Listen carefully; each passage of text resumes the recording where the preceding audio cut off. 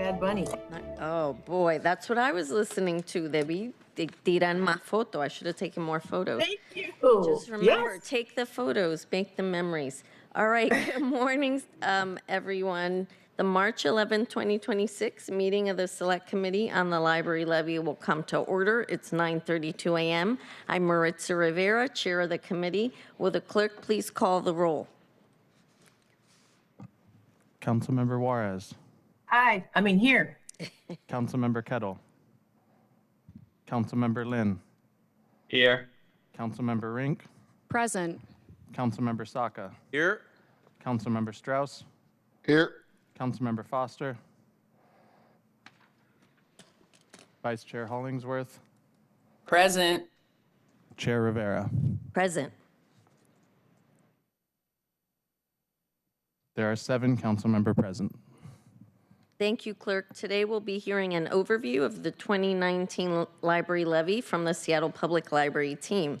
If there's no objection, the agenda will be adopted. Hearing no objection, the agenda is adopted.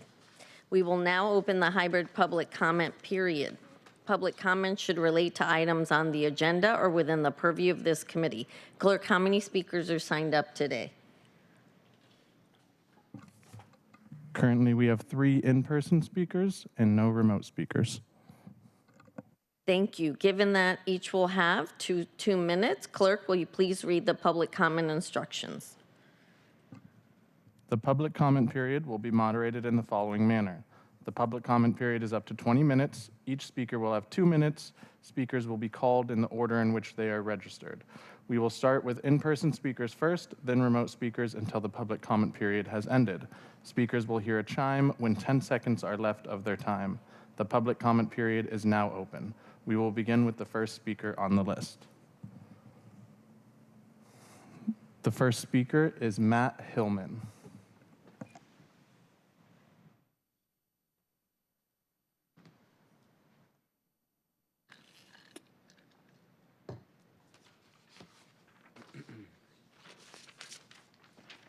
Chair Rivera and council members. My name is Matt Hillman, and I serve as the board president for the Seattle Public Library Foundation. The foundation is proud to be the library's nonprofit partner. We provide above and beyond support for collections, spaces, and programming. The foundation helps fund more than 50 initiatives that produce thousands of free programs and events. This programming is boosted by levy support that keeps our libraries open, comfortable, and staffed by outstanding professionals. Yet we know our public wants more of what they love: more access to books, more classes to learn new skills, and more programs for kids and adults to enjoy.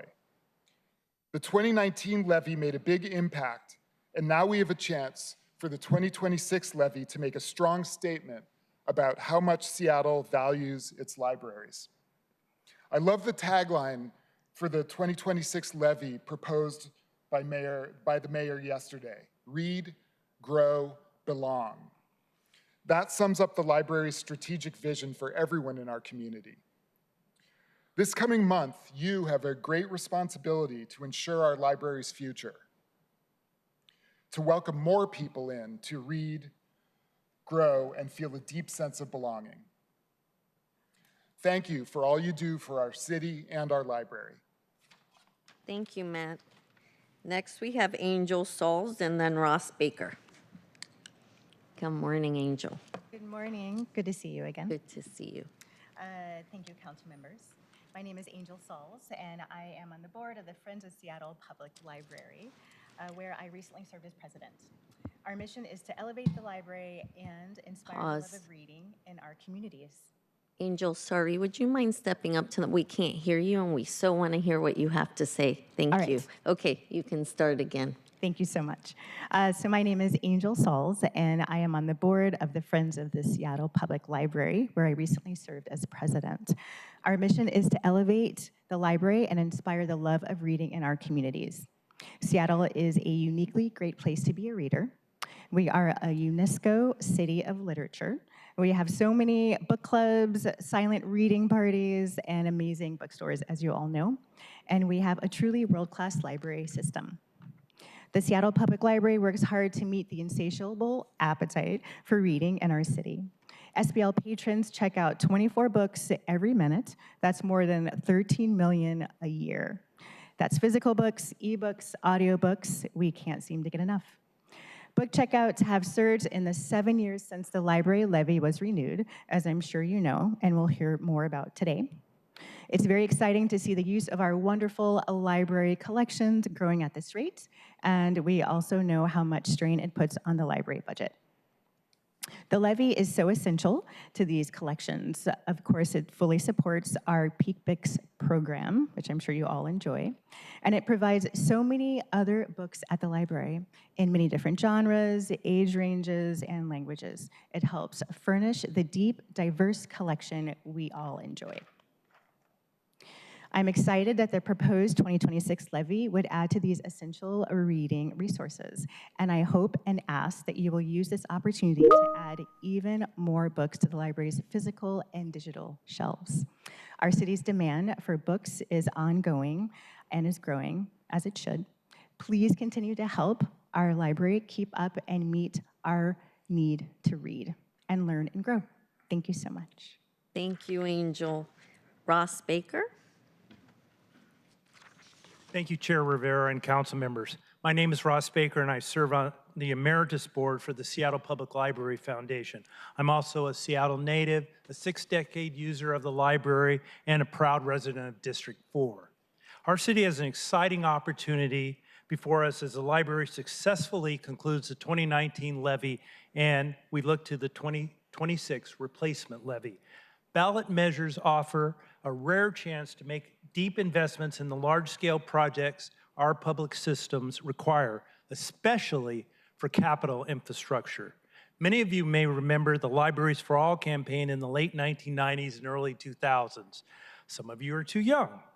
That transformative effort resulted in the building of the world-famous Central Library and the creating or renovating of beautiful neighborhood libraries. That was more than 20 years ago. The newest libraries in our systems are turning 20 years old this year. The city and our library have made many important improvements during the last 20 years, and because of the most recent levy. That includes the expansion of the Lake City branch, the climate controls at Northeast, Southwest, and elsewhere. The current levy's remarkable seismic retrofit of Green Lake branch and the ongoing work at the University branch. But as with any buildings going into the third decade and beyond, the wear and tear is starting to show across the library system. The library has a long list of necessary maintenance needs and facility upgrades to keep buildings safe, open, and welcoming. And we have more historic branches in need of preservation and more spaces to reimagine to better serve the community. I hope that you can seize the opportunity presented by this year's levy to address some of those capital needs. The next generations of library patrons will benefit from investments we make today.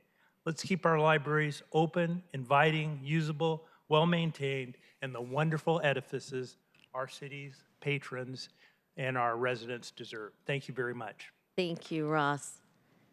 Any other speakers, Clerk? Chair, that was the last registered speaker. Great. Thank you, Clerk.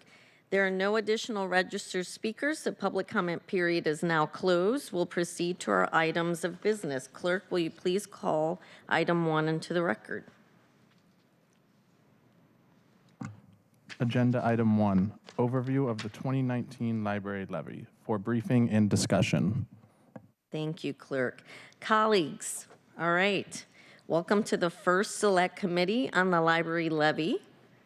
In the coming weeks, we're going to be reviewing the mayor's proposed 2026 library levy renewal legislation, which was transmitted yesterday, March 10th.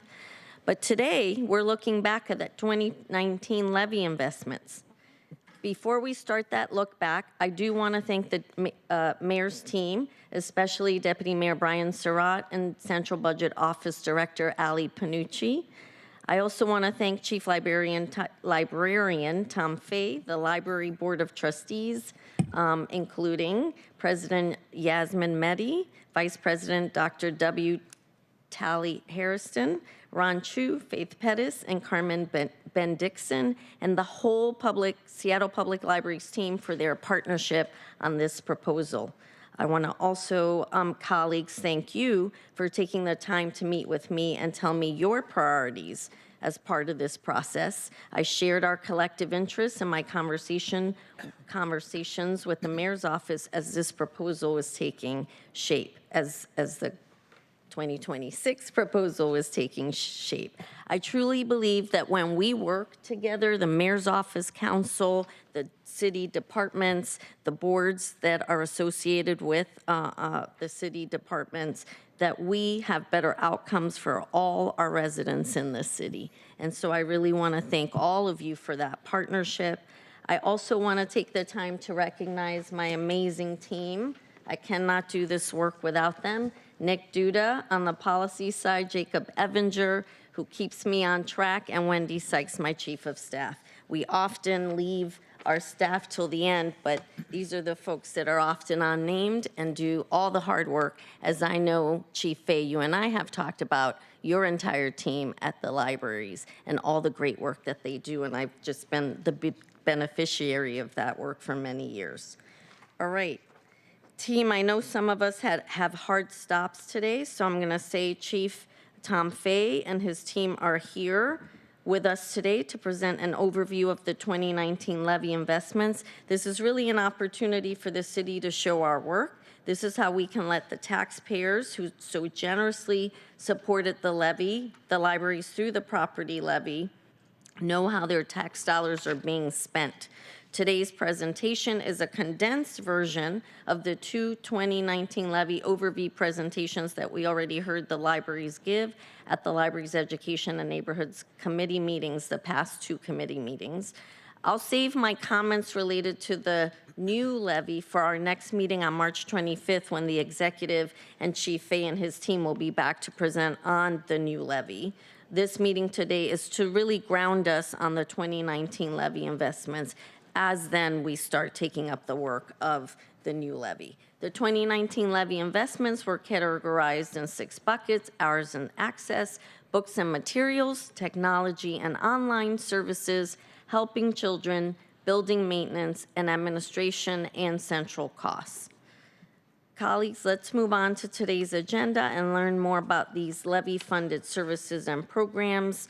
And I will say, colleagues, this will not be new to anyone who sits on the LEN committee, because we've had this overview.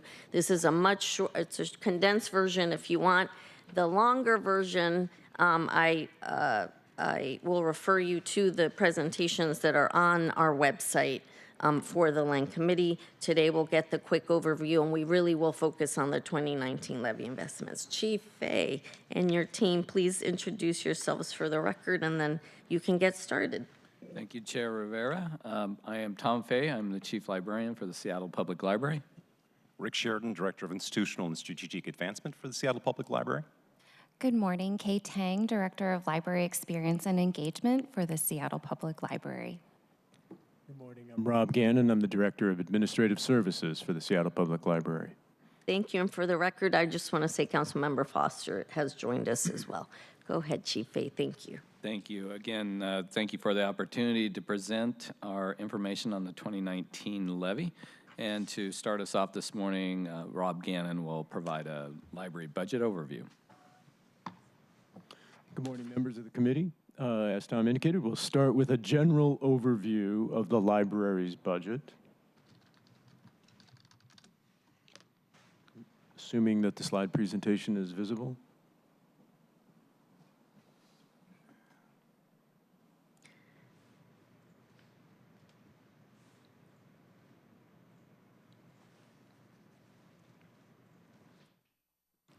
There we go. Excellent, thank you. So again, to begin our presentation, we'll start with a general overview of the library's budget. The chart in front of you on this slide depicts the council-approved budget for fiscal year 2026. You'll see that we have a $102.5 million operating budget and a $2.6 million capital budget. The majority of our funding is provided by the city's general fund, about 58%, And the levy, the current levy, contributes about 1/3 to our overall budget. A small portion of our budget comes from other sources, including city-generated real estate excise tax funds, funds from the generous support of the Seattle Public Library Foundation, and also some library gift funds. We generate a small amount of revenue from things like collecting parking fees at our central library, printing costs at all of our branches, and then recovery of lost items, the fees associated with those lost items. The bulk of our budget goes to operations. It provides for staff, which in turn provides all the open hours for our system. It allows us to acquire books and materials, and it allows us to maintain our buildings. The library has a small capital budget for major projects and also for equipment acquisition.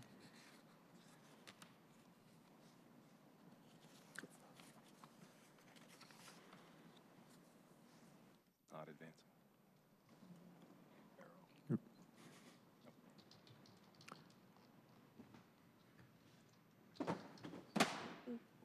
You okay? Okay.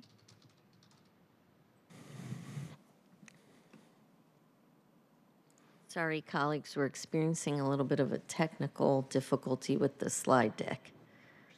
That's okay, Madam Chair, because you know me, old school. Yeah, paper. You have your Remember the paper, days? I do too, you and I. I do too. Got page numbers. So I'll just, yeah. I will just say I was mocked earlier by one of my colleagues for printing my presentation on paper this morning.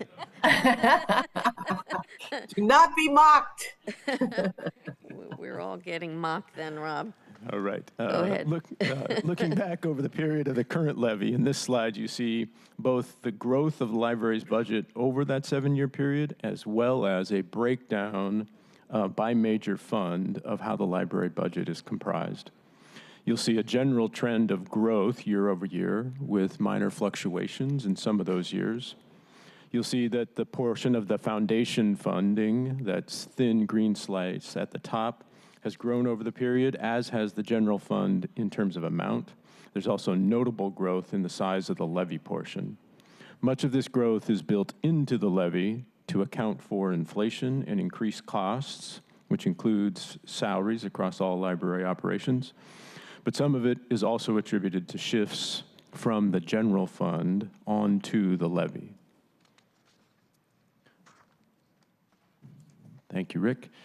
This next slide depicts the same time series, those same 7 years of the current levy, but the funding here is depicted by percentage rather than actual dollar amounts. So here you see that foundation funding has again remained relatively constant over the period, and the portion of funds provided by the general fund has declined, and the levy picks up a notable portion of that share year over year.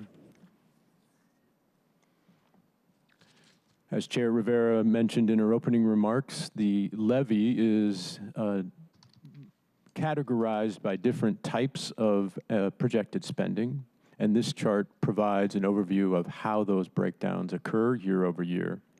Both the 2012 and 2019 levies made use of the same distinct categories to delineate how resources would be allocated. The slide provides broad context to the relative weight of each category. As you can see, admin and central costs, the tiniest strip of yellow, and helping children, also a small strip in the later years in light blue, makes up a small portion of the levy. Hours and access makes up the largest portion of our levy budget. We'll also describe today how building maintenance and technology are used and how those funds support library operations overall. And then the orange section provides the important slice of how we devote our resources to books and materials. So we'll cover each of these categories in our presentation this morning, but we'll start our detailed presentation of levy categories, and I'll turn it back to Tom. Thanks, Rob. We will be starting our first accomplishment in areas, the collection area. And as we talk about collections, collections are physical and digital books, history items such as historic photos, maps, postcards, and other ephemera. And then we have unique collections like our African American collection at Douglas Truth. We have our LGBTQ+ collection at Capitol Hill, aviation, and zine collections at the Central Library, and many more. We also collect DVDs and CDs, still popular for those preferring physical media. We have physical and digital magazines and newspapers, including free access to the New York Times, the Wall Street Journal, and the Washington Post, and of course, our Seattle Times as well. Streaming music, movies, and TV shows through Hoopla and Canopy are also available. And to highlight some of the collection, we have had, as noted here, we are the 10th largest circulating collection in the world. We have a voracious reader base here in Seattle, and they enjoy their access to these materials. And it has also been a good, pardon me, a good indication of the shift towards ebooks and e-audiobooks, especially during the pandemic and post-pandemic. During the period of this levy, we've grown our collections from 2.4 million to 2.9 million. Around 2 million physical items, 1 million digital collections, and 1 million digital items. Collections also include our Peak Picks and special collections, which we'll talk more about in some upcoming slides. We've also increased our language access. We've purchased these world language materials in Spanish, Ukrainian collection, Portuguese collection. We've just recently added Dari to English and Pashto to English board books for kids at the Central Library in Beacon Hill. We've increased our translation and transcreation of communications materials such as library card applications, welcome emails, and other transactional emails. And of course, we've also added our new mobile app, which also has material or information available in other languages. We've increased our access to local history. We continue to acquire new materials, including the vast Paul Dorpat collection, famous for Seattle Now and Then. And we were working on many others. And these digital items now contain 33,000 within our collection. Here we'll show the spending by funding source from 2020 through 2026. And I'll turn the next section back to Rob. Thank you, Tom. The next category we'll look at is building maintenance. So as we look at this category, here again, a broad overview. In straightforward terms, the library uses these resources to address needs in 3 broad areas. We do major maintenance, which is significant projects that alter or upgrade our buildings and their internal systems. We do routine and scheduled maintenance. This is the everyday work of maintaining our buildings so that they're suitable for use. And then, of course, we do repairs. These are issues that emerge and require prompt attention. The levy provides funding and much-needed support in each of these areas as we work to keep our 26 branches, the Central Library, and our Maintenance and Operations Center in the best possible condition, ready for library service, keeping it safe, keeping it ready, keeping it accommodating to our staff, to our patrons, and all the public. Our building portfolio, as we heard in public comment, runs to cover the needs of buildings that are now 20 years old and growing to a handful that are more than 100 years old.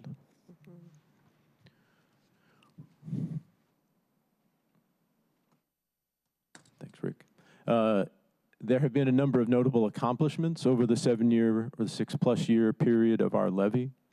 This includes 2 major seismic retrofit and remodels, the first at our Green Lake branch, which was completed in 2025, and in the ongoing work at our University branch, which we are confident is going to open later this year. So we're looking forward to sometime in the late summer, early fall. We've also done a number of ADA improvements, including improving access and number of restrooms, entrances, and work on elevators and escalators. We've increased our ability to be a climate resilient organization. Our Green Lake branch was recently certified as LEED Gold certified. We've done electrification projects to transition away from fossil fuels and old heating and electrical systems. And we have now proudly maintained or installed air conditioning at 22 locations. We do all sorts of everyday building maintenance, including major repairs and renovations. Most recently, we completed the Greenwood re-roofing project, and this is a symbol of our aging infrastructure that things as common as roof repair and replacement is necessary across all of our branches. I think the next slide shows just a small, shows an overview of the funds that we use for building maintenance across each of the fund types: general fund, levy, and private funds. You can see that there's a good, healthy support from the general fund, but the levy provides an increasingly important portion of our overall maintenance spend. And with that, I'll turn it over to Rick, who will talk about our next category. So the next levy category we'll examine today is that of technology and online services. The library levy is an important funding source for our technology and online services efforts. It allows us to provide the public and staff the technology that they need, such as computers, printers, laptops, self-checkout stations, and catalog stations across the system. It supports critical access to the internet, whether via our SPL network, both wired and wireless, and our hotspot device lending program. The levy facilitates our digital security, funding both staffing and monitoring tools to keep our system safe, which is especially important in this world of growing cyber threats. And lastly, it offers needed resources for our capital IT efforts, which includes the major network infrastructure that underpins the library's work. Turning to highlights of the items delivered through technology and online services, thanks to levy resources, the library has increased access to technology and digital tools for the public. Computers, Wi-Fi access, printing and copying, and scanning are available at all locations for patrons to use. Additionally, Wi-Fi hotspots are available for checkout by the public as well. All of these offerings are especially important in a world that is increasingly digital and where a lack of access cuts off residents from participating in the larger world. We've also released a new mobile app that patrons can use to browse our catalog, check out physical and digital books, and further explore SPL resources. We're proud to note that this has been downloaded over 25,000 times via Apple and Android. The levy additionally has funded improvements to our technology systems, our infrastructure, and our security.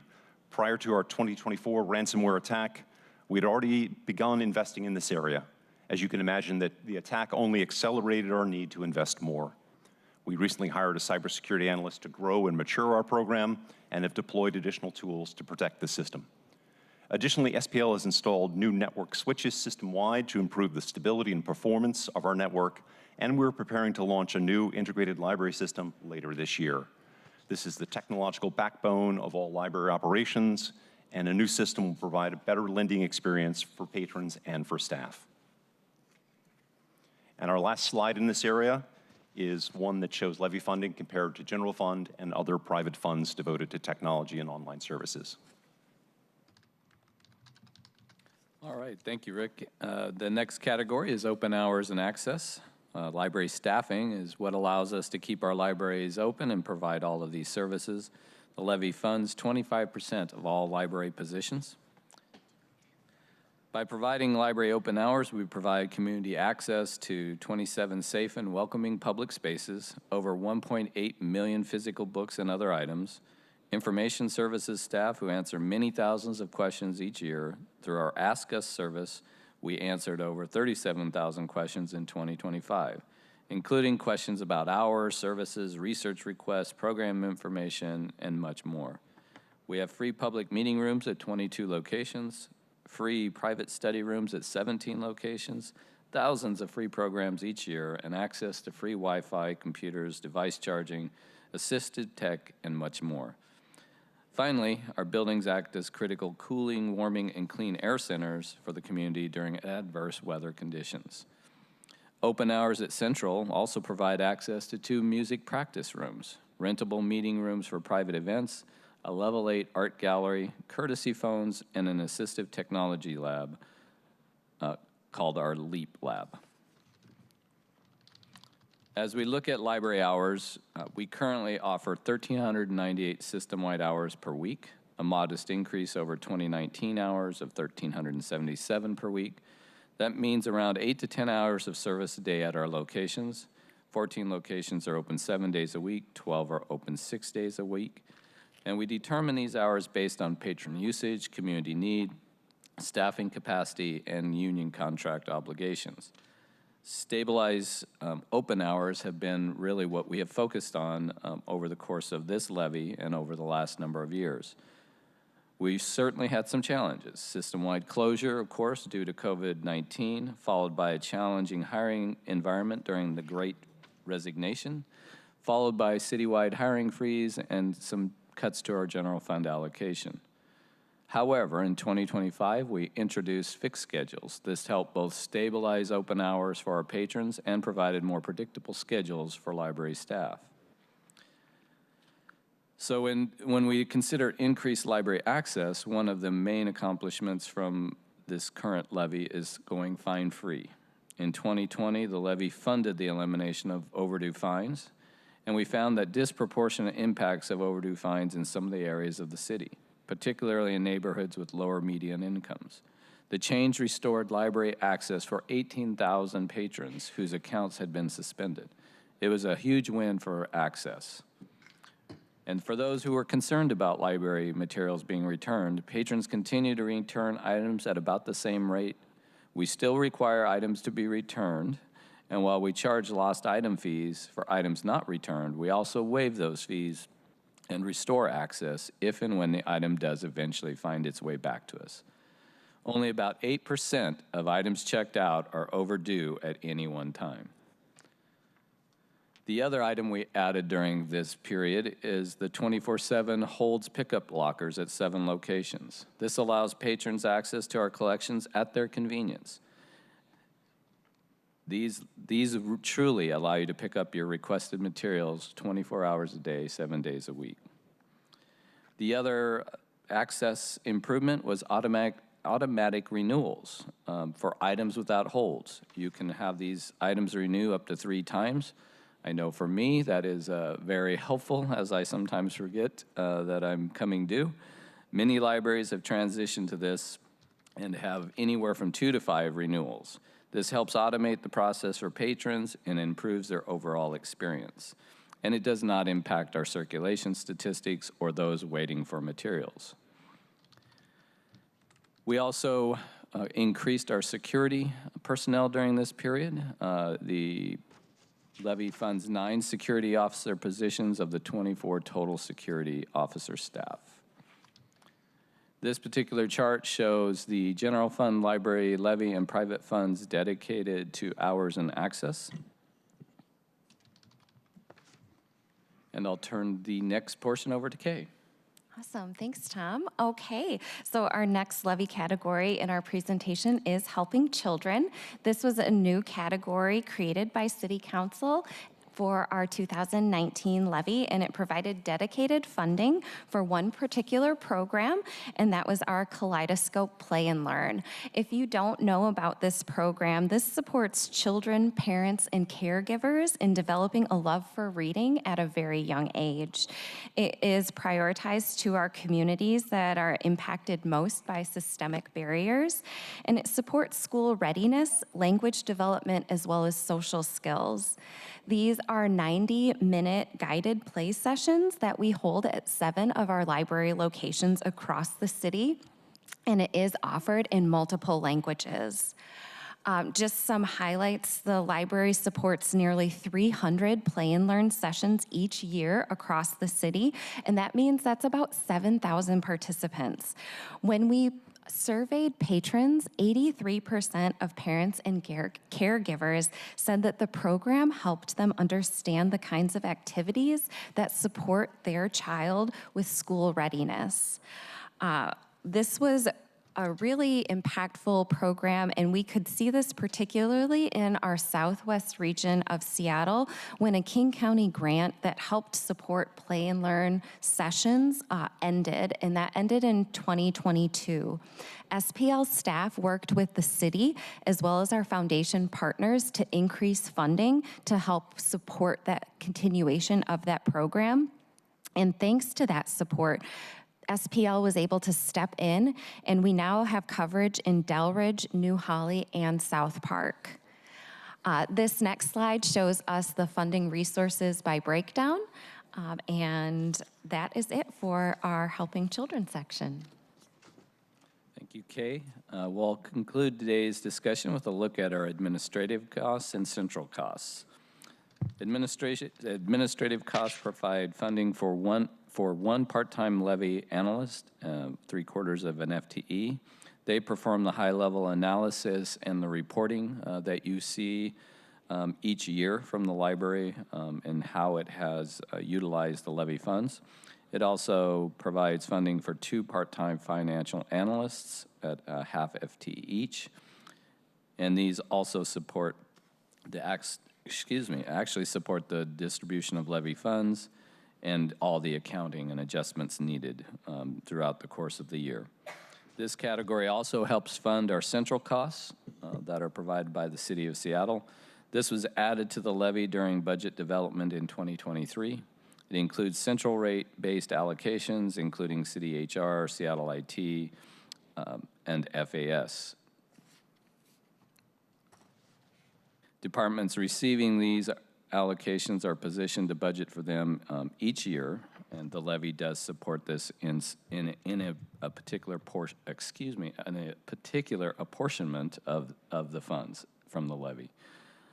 In 2023, the Budget Office evaluated the library budget and determined that the central cost should be allocated to the library operations funded by the levy, consistent with the same practice of assigning those central costs to the general fund. Central costs for 2024 and 2025 are included on the next slide. This slide shows the numbers year over year for administrative costs and central costs. And that ends our brief overview. Thank you, Chief Fan. Thank you all for the presentation and the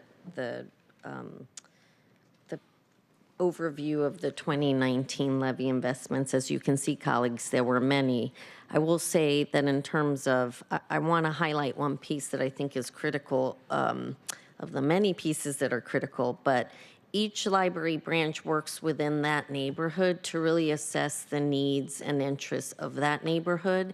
So they partner with the constituents that live in those neighborhoods to, as they're determining what programs would go in that neighborhood. And I think that piece is important because they're not trying to do a one-size-fits-all approach to the programming that happens at each of these branches. They really work within the community there in those branches that serve those branches to determine what program should be there, so that then it's not going to look the same in each branch, and that is why, because they work with the folks. So sometimes when you might see a slide, you're seeing a snapshot, and you might be wondering, why are these programs here and not there? And maybe you might be concerned, but in fact, they're working with those constituents in those neighborhoods to determine what is going to best serve their needs, and that is what they do in those branches. So I just think that's an important aspect to this, and one that anyone who's watching in our constituents should really know. And we thank your staff for doing that. Okay, colleagues, do you all have, as I said earlier, this was meant to be, it's almost like a soft launch because we're not yet talking about the new levy, but really wanted to make sure that we showed our work on the past levy and how important the levy is to the library overall. We all love our libraries in Seattle, and we want to make sure that we're supporting the continuation of the services that the libraries provide to all of us. Any questions, Councilmember Strauss? Thank you, Chair. Just as you said, this is the overview of what have we done already. I'll make a few brief comments right now. And then we'll just continue looking forward. I'm currently at my district office that is in the building that is the Ballard Branch Library. And a lot of what Director Fay shared about the book return and pickup that is outdoors right here. It's here. It's really helpful. I see people using it all the time. So many of the programs that you talked about, I see people utilizing every day. Also want to highlight you did the impossible in some ways and restored the Green Lake Branch Library with its historical protections and really made a gem of a resource for so many people around all of North Seattle, because Green Lake really is the center of everything up there. And so just wanted to take this moment to say thank you for all the work that you've accomplished so far. And you've set us up strong to take on this next levy because you've demonstrated good results. So just want to say thank you. Thank you, council member. Thank you, Councilmember Strauss. Councilmember Juarez, you're recognized. Thank you, Madam Chair. And thank you for being the chair. I remember chairing this committee and doing the levy. So thank you to Tom and Rick and Rob and is it Kay? I didn't catch her name. Yeah, Kay. Okay, thanks. Okay, thank you. Just a few comments. First of all, I want to thank Rick for, I never heard the term, but now I'm going to use it, physical media. So magazines and newspapers. So I'll be using that term now. Yeah. So thank you for that. It makes me feel really old. And I want to clarify a few dates. Was it 2019 when we started the reading program because I know that I went to the one on Lake City. Was that what you said, 2019? The Kaleidoscope Play and Learns, Uh-huh. that was created by City Council in the 2019 levy.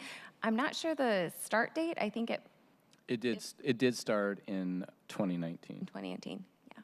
So the map that you showed though, I thought that it had expanded beyond, because I know that there was one in Lake City for sure. So the map that you showed, that's up to date then?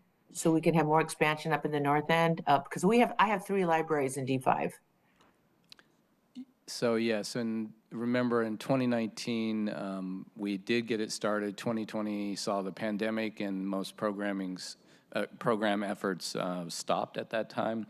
As we picked it back up, we were looking to see where we had partners that could help provide that service.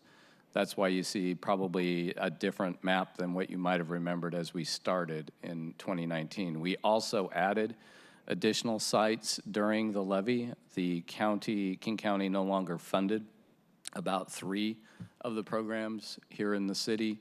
And so we were able, with levy funding, to pick those additional 3 sites up at that time. And those are, I believe, were in the southeast or southwest portion of the city.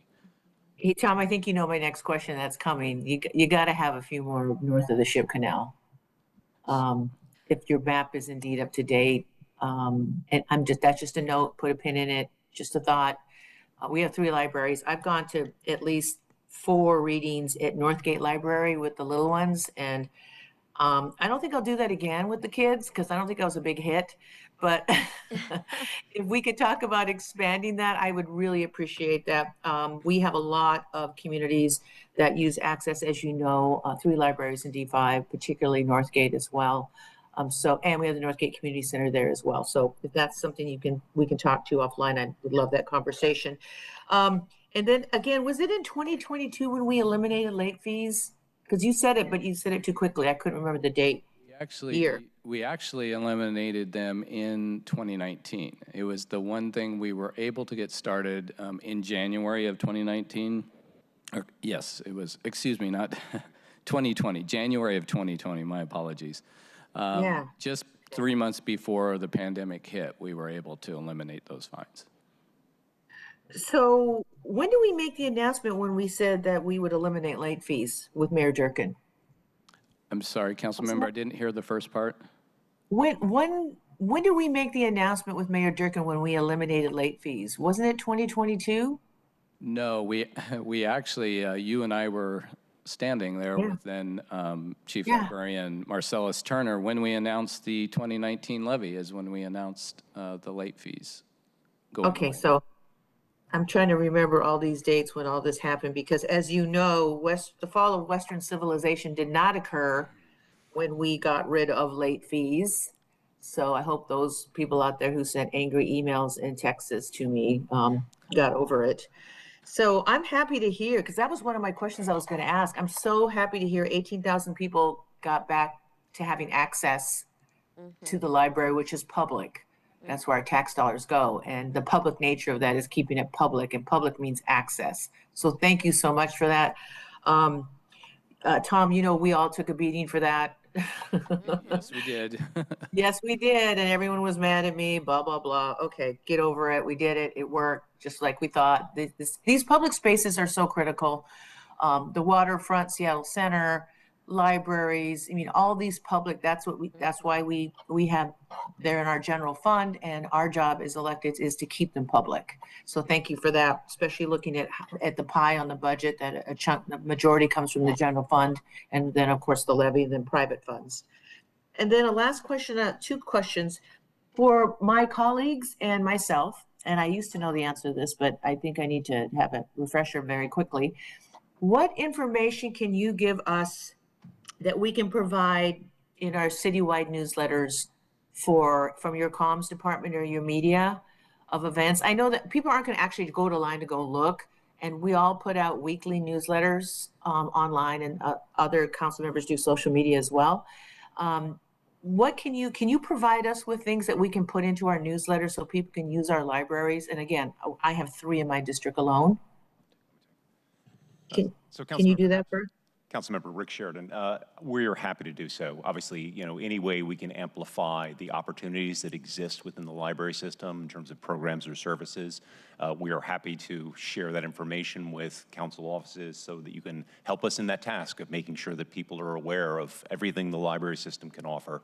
And certainly I will ask Kirsten Nelson, who's our government relations person, to connect with you to make sure that you're getting the information you need. We do have a marketing team that does put together emails for patrons. Essentially, people can sign up for them if they're interested in youth programming or they're interested in sort of a general adult programming. We have a regular series of emails that go out that constituents, patrons can sign up for so they can be fully in tune with what the library is offering as programs and services. But we're happy to connect with you to give you more information. And not just me, I don't need to, just send an email to all of us saying, hey, here's the stuff you can put in your newsletter. This is how we want to amplify the public use of the library. So the PowerPoint that you gave us today that we have, we can, now that it's in the public realm, we can post that in our newsletters, correct? Council? Yes, Councilmember Juarez. Great. I'm excited here. Okay, and my last question is, and this is more of a personal one, but how do we donate collections of books? As you can see, I have a ton of books, and I'm downsizing a lot of, and I gave some to some El Centro, and I gave some to some tribal libraries and historians. So I'm wondering what I can give back to the Seattle Library and how we do that. And that could be in our newsletter as well. How do we donate stuff back, including art? I don't know if you want my art, but. So I will say we generally don't collect art. However, when we're talking about books, if they are books that maybe are older books, manuscripts, things like that that have historical importance, those are areas that we might want to collect in for special collections. When we talk about general collections of books, our friends of the library are great. They do take book collections and they distribute them through a number of ways. Could be to the Veterans Hospital, it could be their Books for Teachers program if you have books for young children. They're a great partner in all of this, so if you we'll make sure that you have all the information there for yourself and or for your constituents as well. And then a quick follow-up, Madam Chair, if I may. Yes, of course. 2 quick ones. So you mentioned Paul Dorpat, right? Yes. Is he still involved with the library and being like a historian and doing the information stuff that he does? No, he has donated his full collection to the library. And then at this point, we have been working for the last 2 years, a little over 2 years, to digitize that collection. It's a vast collection of material, so it will take a few years to fully be digitized. So without going into the whole history of Mr. Dorpat, let me just say this, and I mean this in a positive way, actually, and this is why I was talking about the donation and what I want to get from tribes, is Mr. Dorpat was he was a witness for the state in a little case called US v. Washington, and the shellfish case that we tried. And his analysis, of course, and history and pictures was important. But the tribes didn't have access, nor no one was containing and maintaining their history, their books, their oral tradition, all these things we didn't have. So that's kind of the tribal aspect here that I wanted to encourage, and maybe you can think about this in your library strategic planning to reach out to tribal libraries. And because I know the University of Washington has a huge collection of written oral tradition art, that we go beyond art in history and books and writings, journals, and all those things. And I remember thinking that, again, other people wrote our history and now are using it against us. But either way, we won. But my point was, that's where I was going with the kind of like, how do you donate? How do we get word out, not just to the city of Seattle, but to people read our newsletters who don't just live in the city of Seattle. And for me, I have a huge readership of tribal members throughout the Northwest and elsewhere. So that's my point on that one. I just want to make sure that we put that out there and that's important for us. And then the other thing was, I know that you don't collect art, but I know that you have a beautiful Marvin Oliver picture, original, I think at Bitter Lake Library. Are you aware of that? Yes, we have both public art and we have some art that we had collected over the years early on in our history of collecting things. So yes, we have a variety of art within our spaces. Yeah, I've been wanting that Marvin Oliver one that you have at the library for years. So that being said, yeah, it's just a beautiful piece. But anyway, so thank you so much. And thank you, Madam Chair, for indulging me.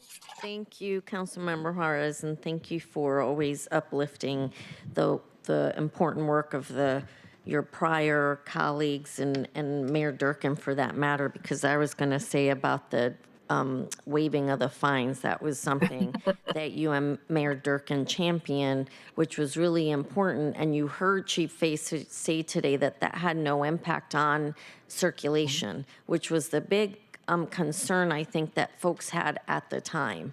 And I understand those concerns, but you can see how it didn't have an impact 7 years later. And it was something that was really critical to ensure that folks have access. And then also the other complaint was that people would return the books, but they actually do return the books because when they had to pay, they weren't returning them because they were afraid of the fees and they couldn't pay for the fees.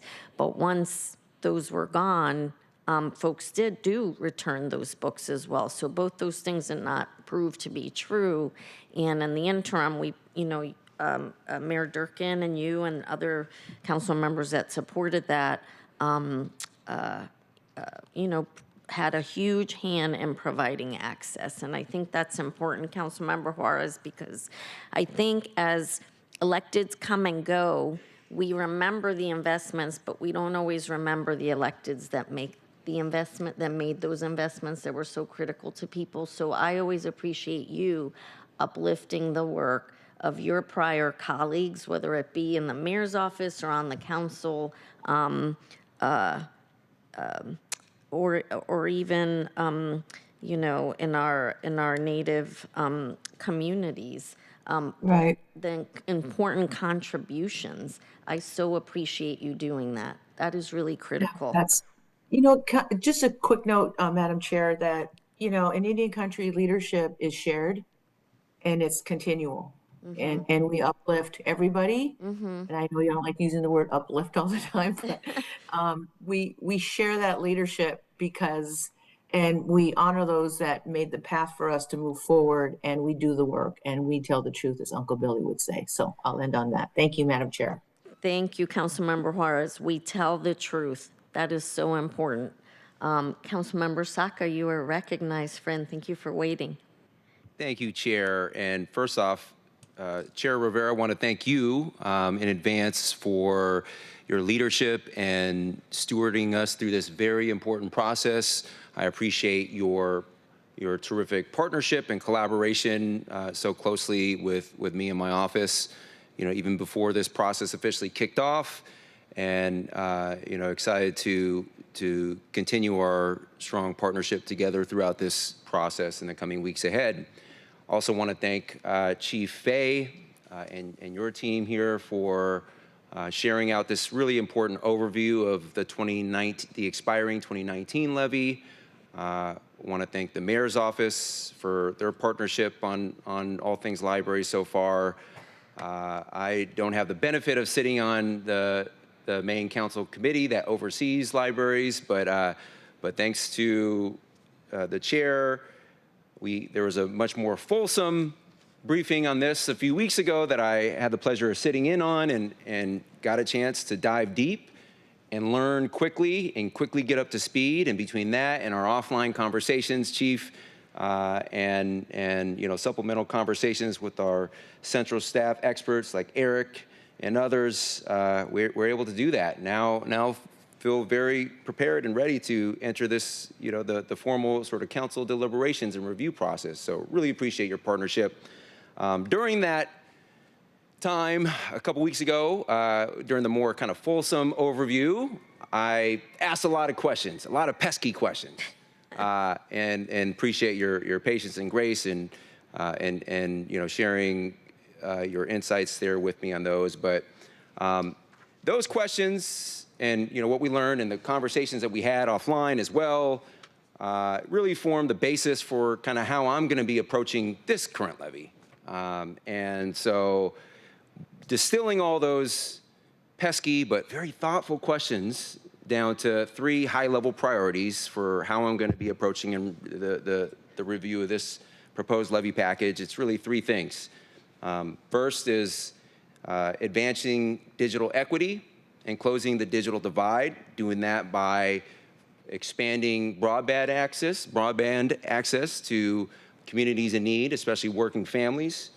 Can do that in part by promoting digital skilling initiatives, helping people navigate computers and things like that.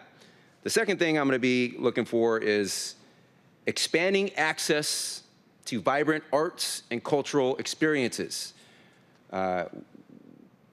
Brick and mortar library locations will always be a thing where people gather and should be welcome. That said, we are in an increasingly digital world and we need to meet people where they're at from a digital perspective. And access to information is also access to vibrant arts and cultural experiences in and around our terrific area here. And so, the digital access to the Seattle Aquarium, for example, we're expanding those kind of programs. As chair of the council committee that oversees the Seattle Center, I'd like to see more partnerships with some of the Seattle Center organizations.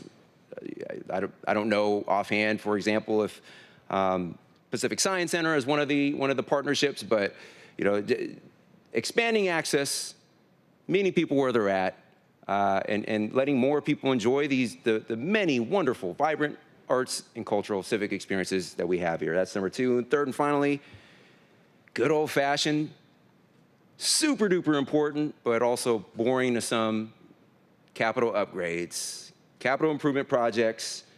We have a backlog of maintenance and modernization needs across our city. In this context, library, but it doesn't just include libraries, and you probably know that I'm not particularly interested in continuing to defer those important capital maintenance and modernization needs. So making sure we have sufficient investments to do that is very important to me. One canonical example in my district that I'm going to be closely examining is the historic West Seattle branch in the Admiral District. It is a 100-plus-year-old historic Carnegie building. Those in the know exactly the significance of what that means. Carnegie building, amongst other maintenance, modernization, renovation needs, the West Seattle branch needs, that I learned, at a minimum, potentially seismic upgrades, accessibility improvements, climate resiliency changes, basic preventative maintenance, window restoration, interior refreshes, safety and security upgrades, continued HVAC improvements. The list goes on. And not to say all those things need to be substantially addressed in this levy, but that building, that facility in particular that we all know is in need, is 100+ years old, Carnegie Building.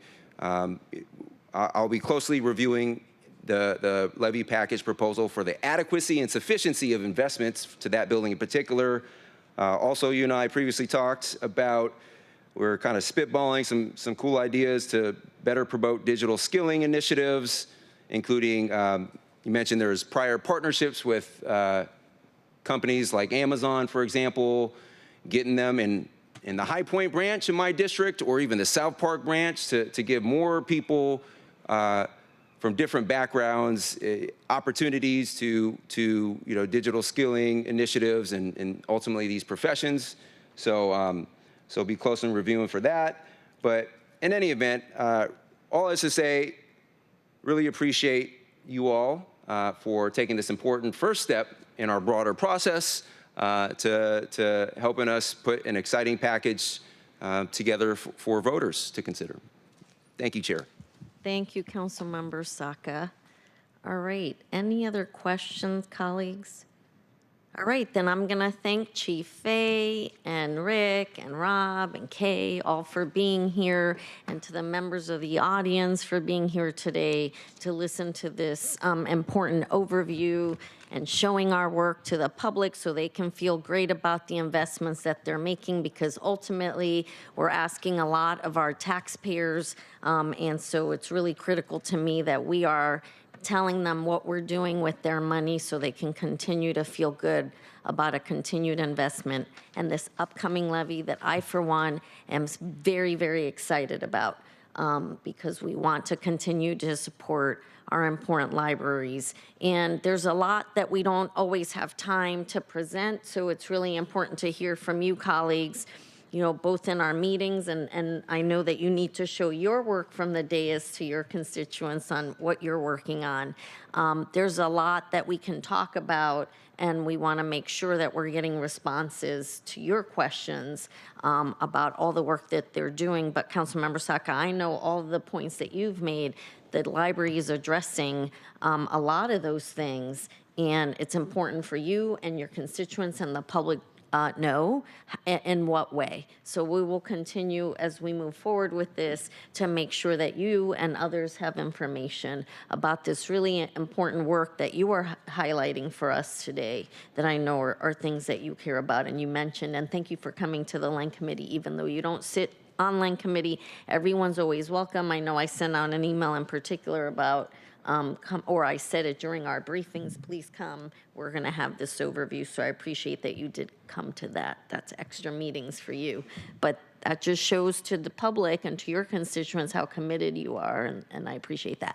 Not to say other council members aren't equally committed who weren't able to make the meeting, but both are true. So, all right, colleagues, thank you very much. Let me get to the end of our meeting here. All right.